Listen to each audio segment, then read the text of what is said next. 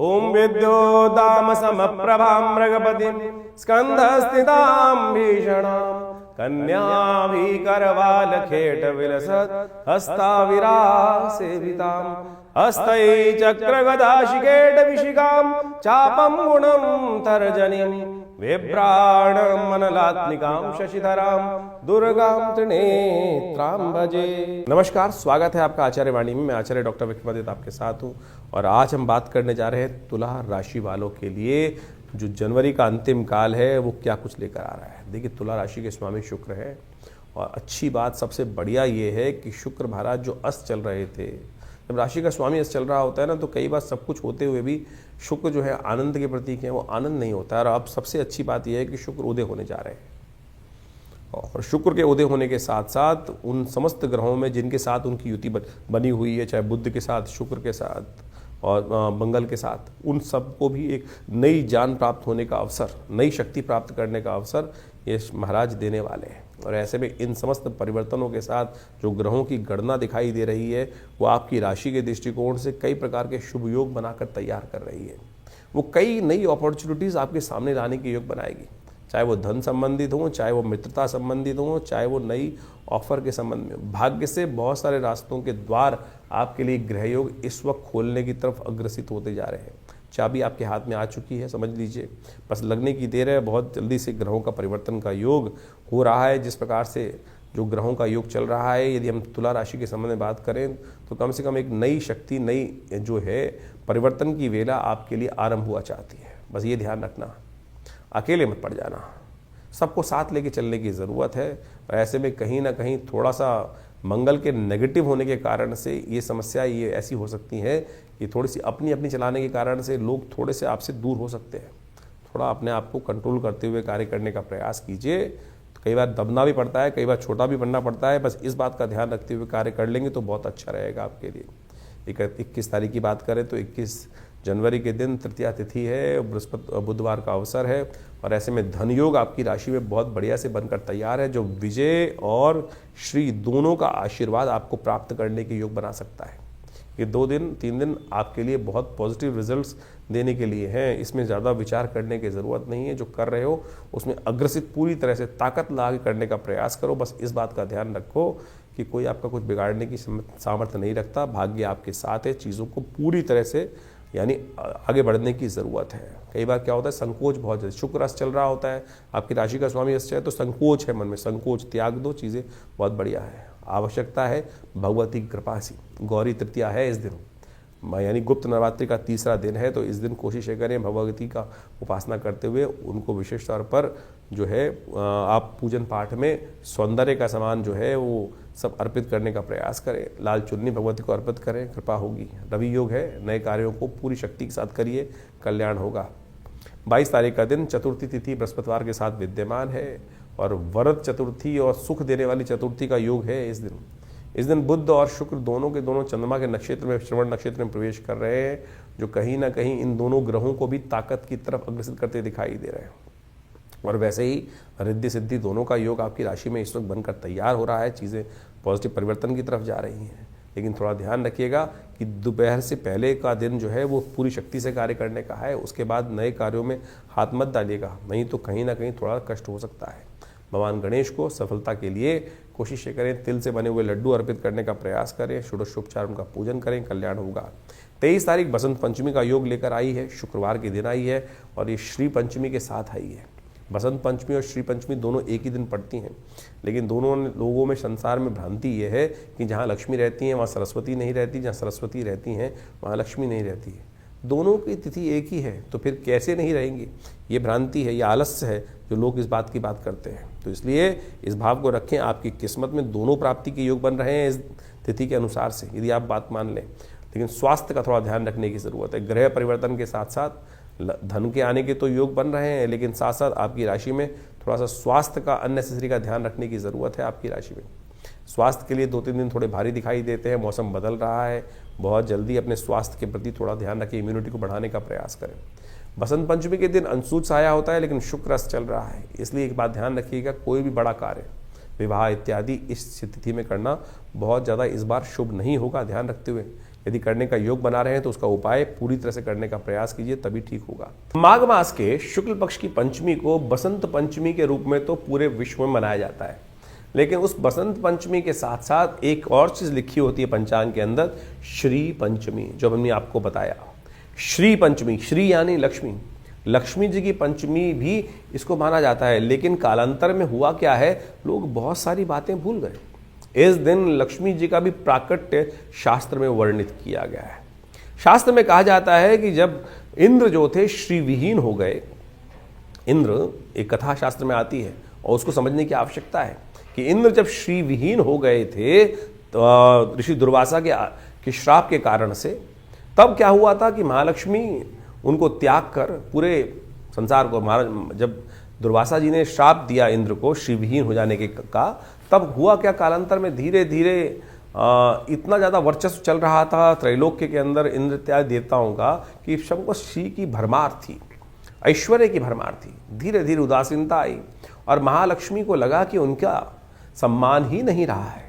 जितने बड़े घर होते हैं, देखिए कि लक्ष्मी के किस प्रकार से बेकदरी कई बार होने लगती है, और जब लक्ष्मी की बेकदरी होने लगती है, उनका अपमान होने लगता है, झूठे हाथों से ही सब कार्य चलने लगते हैं, अशुद्धता सब जगह व्याप्त होने लगती है, महालक्ष्मी का ध्यान नहीं रहता है। आप समझें कि इस प्रकार से झूठे हाथों से पैसे को छूना और अनेक प्रकार के गलत कार्यों में धन का उपयोग करना, लक्ष्मी साक्षात भगवती हैं और उनका उपयोग गलत कार्यों में करना शुरू कर देते हैं लोग। तो क्या होता है कि लक्ष्मी श्राप दे देती हैं, ऐसे में उदासीन हो जाती हैं, चली जाती हैं, चलायमान चंचला है लक्ष्मी।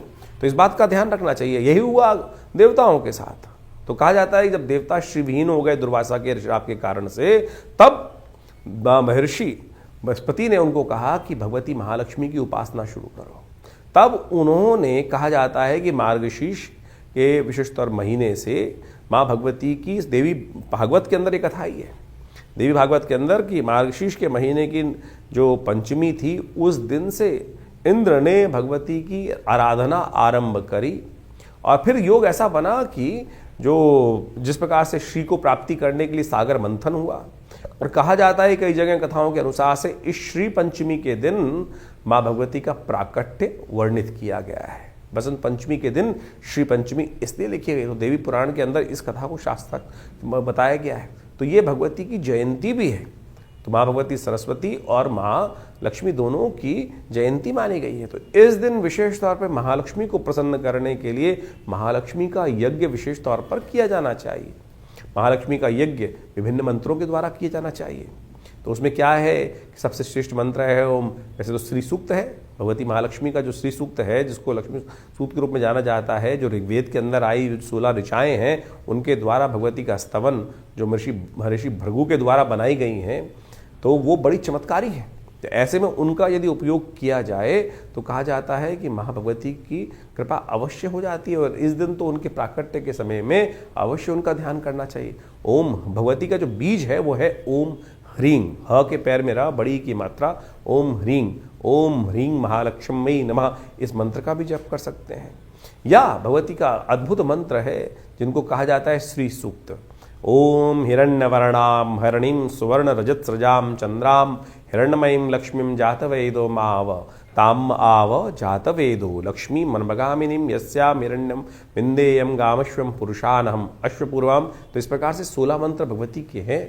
और यदि इस दिन बसंत पंचमी के दिन आप श्रद्धा के साथ घी के द्वारा, कमल के गट्टों के, कमल के जो बीज कमल गट्टे होते हैं उनके द्वारा, मखानों के द्वारा, या विशेष तौर पर आप माने चंदन की और बिल्व की औषधि के द्वारा, बिल्व के फल के जो विशेष तौर पर उसका अंदर का जो गिरी है उसको कूट कर उसके द्वारा उस जो पाउडर बन जाएगा उसके द्वारा यदि माँ भगवती का यज्ञ किया जाए तो कहा जाता है महालक्ष्मी की प्रसन्नता का अद्भुत योग बनता है। तो ऐसे में इस शुभ दिवस पर आपको अवश्य महालक्ष्मी का स्तवन भी करना चाहिए। भगवती महासरस्वती जी का भी स्तवन इस दिन शास्त्र में कहा गया है। तो आप अवश्य माँ भगवती जो दुर्गा सप्तशती के 5वें अध्याय में भी उन तीनों में कोई भेद नहीं है। महालक्ष्मी, महासरस्वती, महाकाली तीनों एक ही स्वरूप से है।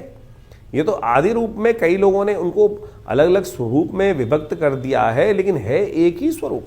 माँ भगवती दुर्गा का ही इन तीनों में स्वरूप एक ही रूप से कहा गया है। तो जो भी मंत्र आप पढ़ते हैं, सर्वमंगल मांगल्ये शिवे सर्वार्थ साधिके शरण्ये त्र्यंबके गौरी नारायणी नमोस्तुते, और दुर्गा सप्तशती इसका प्रत्यक्ष उदाहरण है कि कैसे माँ भगवती का प्रादुर्भाव हुआ है, किनसे हुआ है, कैसे हुआ है। तो ये सारा का सारा वर्णन शास्त्र में बताया गया है।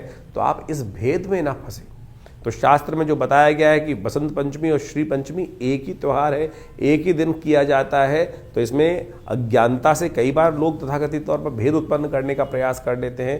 तो इस शुभ योग में आप अवश्य जितना हो सके भगवती का सुंदर स्तवन करने का प्रयास करें, महालक्ष्मी का यज्ञ करने का प्रयास करें। ऐसे में विवेकानंद योगाश्रम में तो लगातार गुप्त नवरात्र के अवसर पर पूरा 9 दिन तक दुर्गा सप्तशती का यज्ञ चल ही रहा है। तो आप भी इस सुंदर दिवस पर आइए हमारे साथ यज्ञ में भाग लें। अपने नाम से महालक्ष्मी का यज्ञ कराने चाहते हैं तो आप हमारे फोन से संपर्क साध कर हमारे साथ जुड़ सकते हैं। तुला राशि वालों के लिए 24 तारीख का दिन ग्रह गणना के अनुसार से बहुत विशेष है, क्योंकि आपकी राशि के दृष्टिकोण से इस वक्त जो योगा योग बने हुए हैं वो काफ़ी विचित्र प्रकार के योग बने हुए हैं।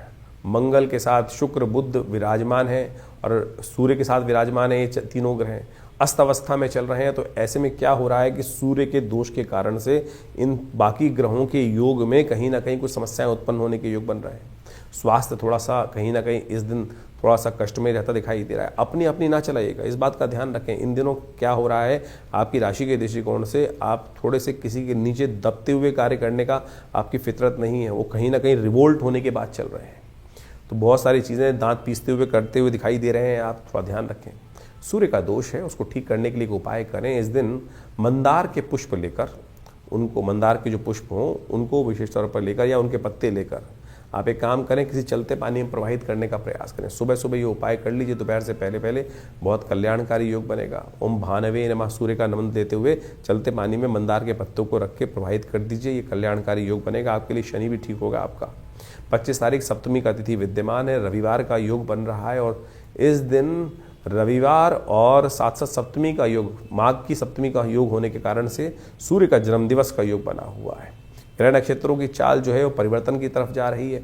सुबह थोड़ी हल्की दिखाई देती है, लेकिन शाम आते आते ग्रहों ने एक नई शक्ति का योग, नए विचार का योग, नई चीज़ों की समझ का योग आपके मनोमस्तिष्क में आता दिखाई देगा। बिल्कुल ग्रह परिवर्तन की तरफ जाएंगे। सुबह कोशिश करें भगवान सूर्य का जन्मदिवस अवश्य मनाएं। ये तिथि बहुत खास है, आपके लिए कल्याणकारी योग लेकर आई है। रवि योग भी विद्यमान है, नए कार्यों को आरंभ करने के लिए दिन अच्छा दिखाई देता है।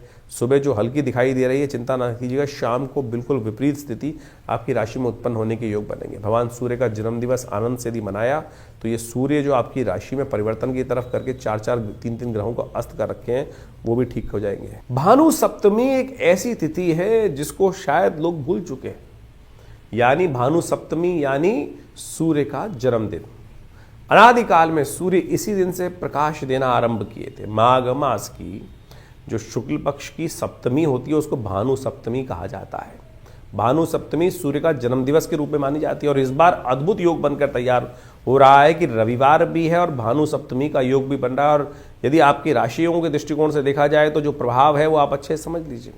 इस समय सूर्य के तमाम दोषों को दूर करने के लिए ये वर्ष सूर्य का वर्ष है। और सत्य मान लीजिए इस बार जितनी उठापटक होने वाली है, क्योंकि बाकी ग्रहों की स्थिति जिस प्रकार की बनके तैयार होने वाली है, आप मान लीजिए एक के बाद एक अपनी महत्वाकांक्षाओं को पूर्ण करने के लिए योग लोग जो है वो ऐसी तरफ उद्धृत होने वाले हैं कि इस वर्ष कहीं ना कहीं भयावह स्थिति, टकराव शक्तियों, विभिन्न शक्तियों को आपस में टकराने की स्थिति बनती दिखाई दे रही है। चाहे छोटे लेवल पे हो चाहे बड़े लेवल पे हो। बड़े लेवल पे तो आप देख ही चुके हैं कि वर्ष के आरंभ के साथ ही कैसे बड़ी बड़ी शक्तियां आपस में एक दूसरे पे कब्जा करने के लिए होड़ में लगे हुए हैं। इस कार्यक्रम में हमने पहले भी अपने चैनल के माध्यम से बताया था कि ये जो वर्ष 2026 है ये सूर्य का वर्ष है और ये ऐसा वर्ष आया है कि जिसमें लोग अपनी अनाधिकार चेष्टा करने की तरफ अग्रसित होंगे, क्योंकि सूर्य जो है वो बहुत तेजी गति से इस वक्त ऐसे योग बनाते दिखाई दे रहे हैं कि जो राजा प्राप्ति करने के स्थान प्राप्त करने की तरफ अग्रसित होते दिखाई दे रहे हैं। तो मनोमस्तिष्क में कहीं ना कहीं क्लैश उत्पन्न करने के योग बहुत तेजी से बनते दिखाई दे रहे हैं। तो ऐसे में भगवान सूर्य को आपके जीवन में, क्योंकि बेकार कि हम सब आपकी राशि के दृष्टिकोण से समझें तो कैसा योग बना रहे हैं, तो कहीं ना कहीं अपने जबरदस्ती के अहंकार को हम यदि और ज़्यादा घी डालेंगे तो कहीं ना कहीं सूर्य के जो नेगेटिव प्रभाव को भी हम प्राप्त कर सकते हैं। तो कोशिश करें, अत्यधिक ताप जो होता है ना वो ठीक नहीं होता। एक जो है एक निश्चित दूरी पर रहते हुए कार्य कर लेना सबसे अच्छा होता है। एक ना अति घाम ना अति जो बहुत तेज जो ठंड वाला काम होता है, दोनों चीज़ें संदर्भता दोनों जगह कष्ट देने की योग बनाती है। तो सूर्य को सेंटर हमारे लिए सम रूप से हमको प्रकाशित करते रहे, उसे काम करते रहें। तो उस दिन कोशिश ये करें भगवान सूर्य के निमित्त अवश्य कुछ ना कुछ कार्य करने का प्रयास करें। आपकी राशि के दृष्टिकोण से हमें दिखाई देता है कि इस समय आपको विशेष तौर पर रविवार के दिन भगवान सूर्य को अर्घ अवश्य देना चाहिए। सूर्य के जन्मदिवस के दिन किसी बड़े व्यक्ति को जन्मदिवस देने जाते हैं तो आप माला पहना के आते हैं, कुछ ना कुछ उनका स्वागत करते हुए वस्त्र इत्यादि अलंकृत करने का प्रयास करते हैं।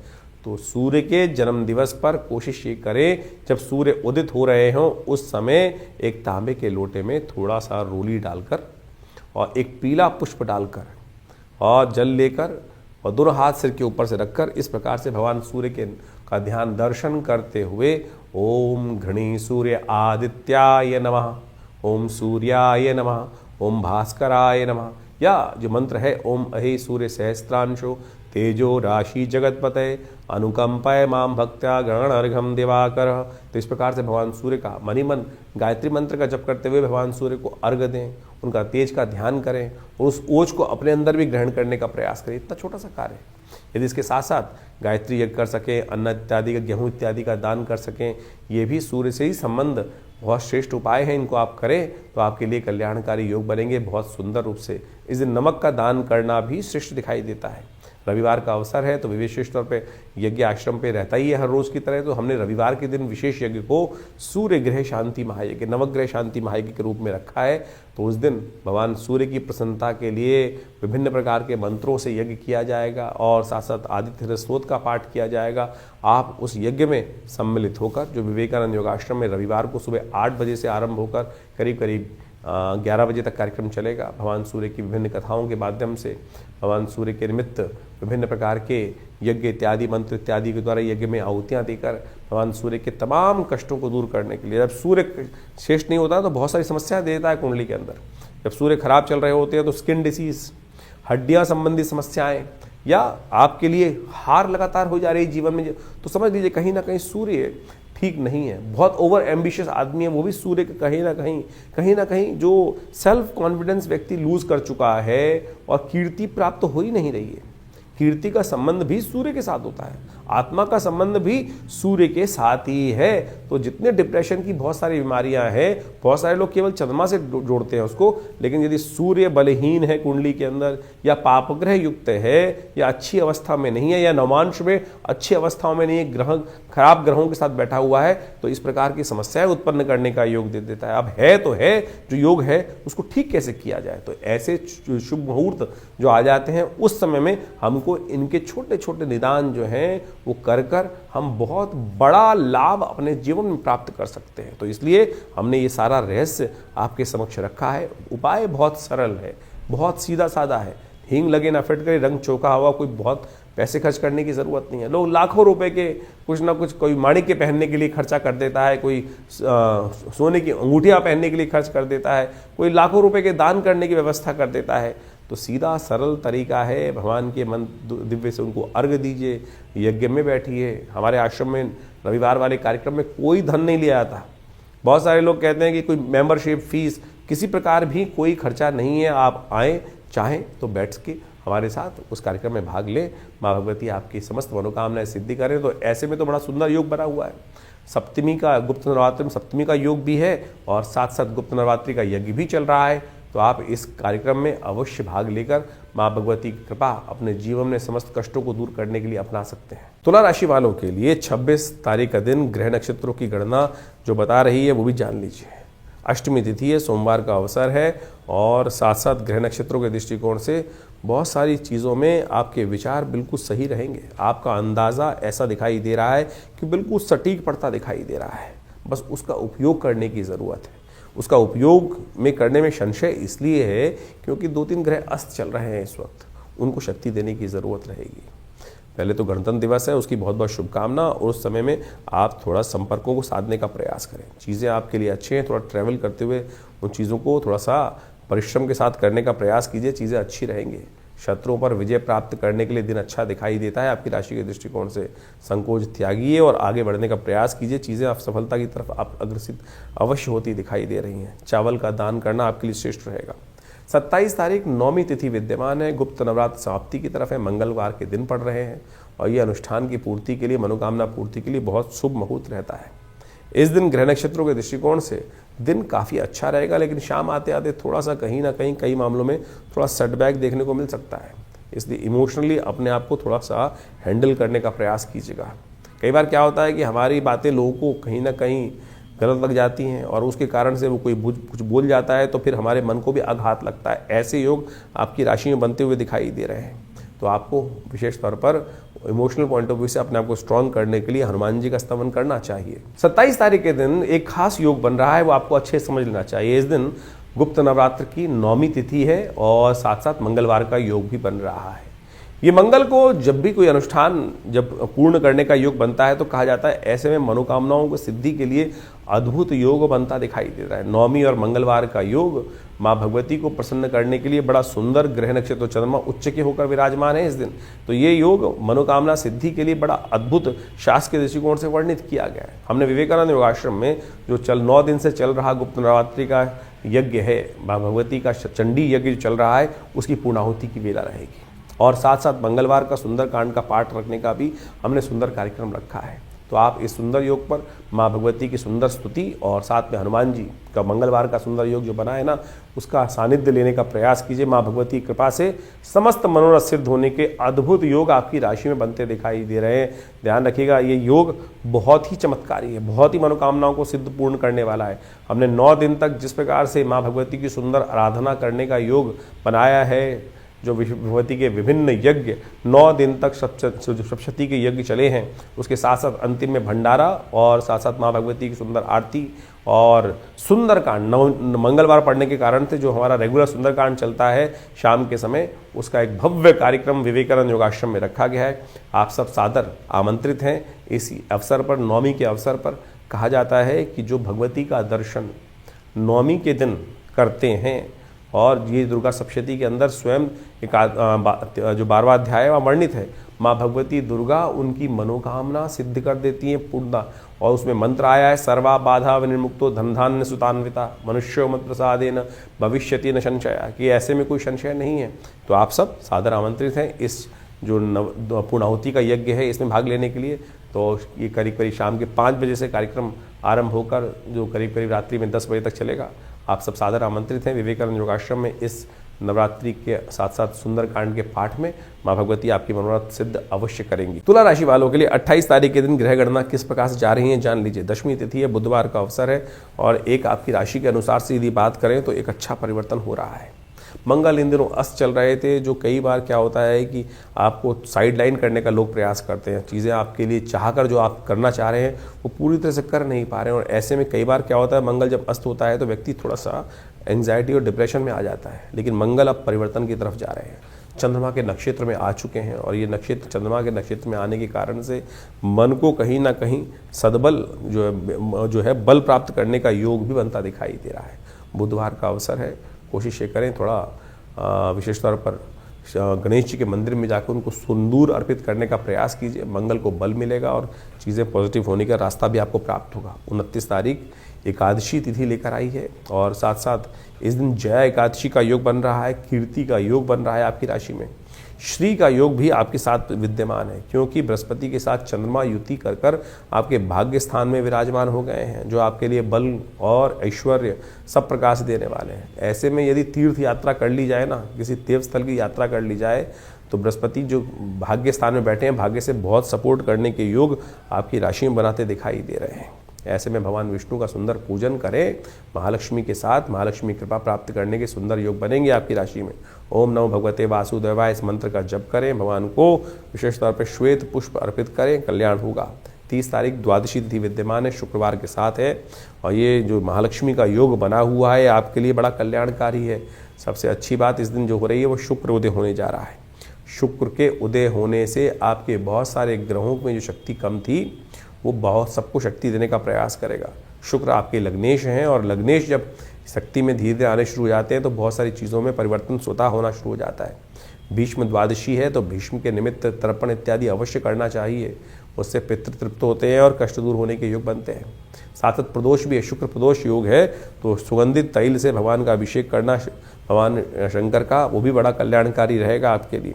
31 तारीख त्रयोदशी तिथि विद्यमान है, शनिवार का योग है और ऐसे में ग्रह नक्षत्रों के दृष्टिकोण से जो परिवर्तन हो रहा है वो जान लीजिए। इस दिन एक विशेष परिवर्तन का योग है, जो शुक्र है वो मंगल के नक्षत्र में प्रवेश कर रहे हैं और उससे मंगल को भी ताकत प्राप्त होगी और जो चतुर्ग्रही योग बना हुआ है वो कहीं ना कहीं आपके लिए रास्ता बनाएगा, चीज़ों को पॉजिटिव करने का रास्ता बनेगा। लव लाइफ, मैरिज लाइफ, इन सब में कहीं ना कहीं स्थितियों में परिवर्तन का योग बनेगा। दोस्ती कहीं ना कहीं प्रगाढ़ होने की तरफ जाएगी और लोग आपको दिल से प्रसन्न करने का प्रयास करेंगे। तो इस प्रकार से आपने ग्रहों का योगा योग समझा। ग्रहों के योगा योग के कारण से ही जीवन में घटनाओं का जो आगे सृजन होता है वो वास्तविक तौर पे समझा जा सकता है। ग्रहों का योगा योग कब हमारे लिए शुभ है, कब हमारे लिए अशुभ है, ये ज्योतिष की काल गणना बहुत प्रत्यक्ष रूप से समझा सकती है। आने वाला समय किस करवट बैठने वाला है, हमारे साथ क्या कुछ होने के योग हैं और कब हम अपने जीवन के योगा योगों को अपने लिए शुभ उपयोग कर सकते हैं, इसको इस प्रकार समझें। बहुत सारे लोग कहते हैं कि नहीं ऐसा कुछ नहीं हो सकता है। बिल्कुल, आप तो हर रोज इसी प्रकार का कार्य करते हैं। आपके अनुभव से आपको पता है कि कब सर्दी आने वाली है, कब गर्मी आने वाली है, कब बरसात होने के योग हैं, तो आप अपने आप को उससे पहले तैयार कर लेते हैं। सर्दी से पहले गर्म कपड़े खरीद लेते हैं और गर्मी आने से पहले उसके अनुसार से अपने घर में व्यवस्था कर लेते हैं, जिससे आपके लिए क्या होता है कि वातावरण के अनुसार से अपने आप को व्यवस्थित करने का मार्ग बन जाता है। ये आपका अनुभव है। ज्योतिष भी वही है, उसकी और सूक्ष्म गणनाएं हैं कि किसके अनुसार से अप्रत्यक्ष रूप से क्या कुछ घटनाएं हमारे साथ होने वाली हैं और कैसे हम उसको अपने जीवन में रक्षात्मक तौर पे यूज कर सकते हैं। कब हमारे लिए लाभ का समय है और कब हमारे लिए समय कष्ट वाला है। जैसे किसी के लिए कभी जन्मपत्री में समय चल रहा होता है, कोई दशा महादशाएं अंतरदशाएं किस प्रकार की बन रही हैं, ढैयाएं बन रही हैं, अशुभ योग बन रहे हैं, कभी शुभ योग बन रहे हैं, कब जीवन में भाग्योदय का योग बनने वाला है। तो उस समय में अगर मिट्टी में भी हाथ डालोगे तो सोना बन जाएगा और समय खराब चल रहा हो और ऐसे में पता ना हो तो क्या होगा कि गलत जगह फंस जाएंगे। सोने में के हाथ यदि मिट्टी में डालेंगे और वो परिवर्तन किस प्रकार से हो जाएगा, राख में परिवर्तित हो जाएगा। तो यही जो समय की काल गणना का ज्ञान है, काल चक्र ज्योतिष विज्ञान के अनुसार से आप समय को प्रत्यक्ष रूप से समझ सकते हैं। तो इसलिए अपने मन मस्तिष्क को भ्रांति में ना रखें। बहुत सारे लोग तथाकथित तौर पर आप ज्योतिष के ऊपर कई प्रकार के प्रश्न चिन्ह खड़े करने के प्रयास करते हैं और बहुत सारी अनेक व्यंग्यात्मक तौर पे बहुत सारी बातें चलती रहती है। हम भी देखते रहते हैं कभी कभी बहुत सारे लोग व्यंग्यात्मक तौर पे जिन्होंने मजाक उड़ाना है वो मजाक उड़ाते रहेंगे। तो आप कोशिश ये करें, ज्योतिष विज्ञान के माध्यम से लाखों वर्षों से लोगों ने इसका लाभ लेते आए हैं और प्रत्यक्ष रूप से आप भी अपने जीवन में ग्रहों की गणनाओं को अच्छे समझकर कार्य करने का प्रयास करें। चिंता ना करें, कई कुंडलियों में बहुत सारे अशुभ योग होते हैं।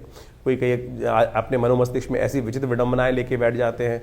अब क्या हुआ, किसी के बच्चे की कुंडली जन्म हुआ और वो मांगलिक निकला या कोई और योग निकल आया, किसी कुंडली में अशुभ केमुद्रम योग निकल आया और तो उसके कारण से बहुत सारी भयावह स्थिति बन जाती हैं। लेकिन यदि आपका ज्ञान सही है, ज्योतिष के अंदर कारण जान के निवारण के मार्ग भी तो जगह जगह समय समय समाधान जो है वो जगह जगह बताए गए हैं और सत्य माने वो समाधान प्रत्यक्ष रूप से कार्य करते हैं। चाहे वो महामृत्युंजय मंत्र हो, चाहे वो लक्ष्मी प्राप्ति के मंत्र हो, चाहे वो विभिन्न प्रकार के अनुष्ठानित चीज़ों में किए जाने वाले प्रयोग हों, उनके द्वारा सब चीज़ें परिवर्तन करने का मार्ग बिल्कुल प्रत्यक्ष रूप से बन सकता है। सकल पदार्थ है जग माही, और एक बात समझ रहे हैं, कर्महीन पुरुष पावत नाही। तो इसलिए ऐसा कुछ नहीं है जिसको आप परिवर्तन की तरफ नहीं ले जा सकते। प्रयास की आवश्यकता है, सही दिशा में सोचने की आवश्यकता है, सही दिशा में कर्म करने की आवश्यकता है, सही दिशा को पकड़कर उस पर चलने की आवश्यकता है। तो ज्योतिष विज्ञान कभी भी किसी को भ्रांति में नहीं रखता है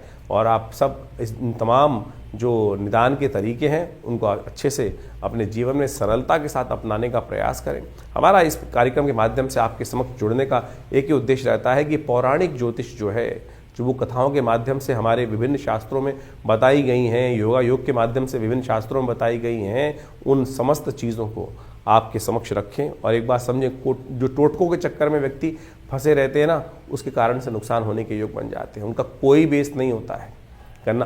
अन जो बिना किसी के तथ्यों के बहुत सारे टोटकों का आज की तारीख में जो प्रचलन सा हो गया है, हमारे विभिन्न प्रकार के तथाकथित तौर पर विद्वान जो उपस्थित हो जाते हैं, जो शास्त्र को मानते नहीं हैं और कुछ भी अनर्गल प्रलाप अपने कुछ बातों को करते रहते हैं। जैसे एक बहुत सारी बातें आजकल चलती हैं कि जो ग्रह आपका बहुत अच्छा हो उसका दान नहीं करना चाहिए। कहाँ लिखा है? सोच के दान देना चाहिए क्या? जिस प्रकार से अगर सोच के दान दे रहे हैं तो फिर तो दान का फायदा ही नहीं है, फिर तो व्यवसाय हो गया। फिर वो व्यवसाय कर रहे हो तो फिर उस दान का फायदा ही क्या है? तो इस प्रकार का आप समझें कि किसी कुंडली में किसी ने कहा जी बृहस्पति बहुत अच्छा है, आप बृहस्पति की चीज़ों का दान करना बंद कर दो। आपका शनि खराब है तो आप शनि की चीज़ों को दान कर दो। और उसको अगर आपने कोई ग्रह सबसे अच्छा है जिसकी वजह से आपकी कुंडली में पैसा आ रहा है, उसकी चीज़ों का आपने दान कर दिया तो आपके भी शुभ योग चले जाएंगे। शास्त्र में ऐसा कोई प्रमाण नहीं निकलता, ना मिलता है, ना बताया गया है, ना किसी ग्रंथ में लिखा है। ये केवल आज तथाकथित तौर पर कुछ जो अपने आप को ज्योतिष में एक स्टंटबाजी करने का प्रयास करते हैं, उनके द्वारा ऐसी भ्रांति उत्पन्न करने का प्रयास किया गया है। तो आपसे अनुरोध है कि आप इन सब की बातों को जहाँ जिसकी आवश्यकता है तो उसको आप करने का प्रयास करें, और तो उससे कल्याण होगा, रास्ते भी बनेंगे और जीवन में सुख भी पदार्पण करने के योग बनेंगे, पुण्य जागेंगे। पुण्य को जगाने का हम प्रयास करें। तो इसलिए जो जो हमारे शास्त्र के दृष्टिकोण से जो पुण्य पर्व आ रहे हैं, जैसे आपके समक्ष हम हमें समय बताते रहते हैं पंचांग के माध्यम से कि ये पुण्य पर्व है, इसके दिन इस दिन ये कार्य किया जाए तो बहुत सारे कष्ट निवारण का योग बन जाता है। तो वो अवश्य, और उसके लिए जो टेस्टिमनीज़ हैं वो हमारे पुरानी कथाओं के माध्यम से, शास्त्रों में, विभिन्न पुराणों में और विभिन्न ग्रंथों में टेस्टिमनीज़ के तौर पे कथा के माध्यम से बताई गई हैं। चाहे वो सत्यनारायण कथा ही बताई गई है।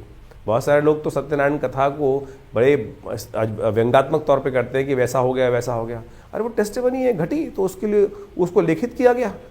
ऐसे जीवन में घटना घटी कि एक नाम के स्मरण मात्र से, तो उसको आप व्यंग्यात्मक तौर पे लें। जब आपके साथ घटेगी तब आप प्रत्यक्ष रूप से समझेंगे, तब जाकर आपको पता चलेगा। एक से एक असंभव से असंभव बात होने वाली प्रकृति में घटनाएं घटती हैं और उसको लिखित किया गया है, शास्त्र में बताया गया है। तो इसको आप व्यंग्यात्मक तौर पे जो लोग समझने का प्रयास नहीं करते हैं, व्यंग उड़ाने का प्रयास करते हैं, वो उनकी मूर्खता है। तो हमारा आपसे अनुरोध है कि आप जो भी प्रश्न जानना चाहें चिंता ना करें, चाहे आपके मन में कैसी भी शंका हो, हमारे इस जो सोशल मीडिया अकाउंट है हमारा, जो चैनल का है, उसमें आप जाके लिख सकते हैं। हम आपको उनके प्रश्नों का निदान भी कोशिश करेंगे, प्रयास करेंगे। लेकिन बहुत सारे प्रश्न आते हैं तो उनके लिए बहुत सारी दिक्कत हो जाती है। तो हमने रविवार का दिन विवेकानंद योगाश्रम में रखा हुआ है।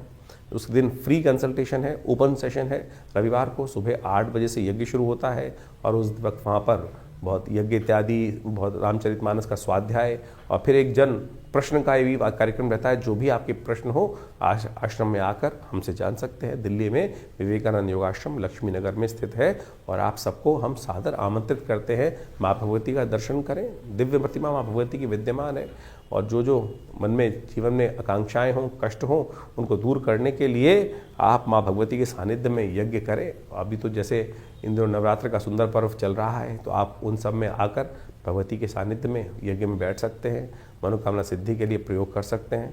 हमने देखा है कि जो भी लोग उस यज्ञ में आके बैठते हैं, माँ भगवती की कृपा से उनके कष्ट अद्भुत प्रकार से दूर होते हैं।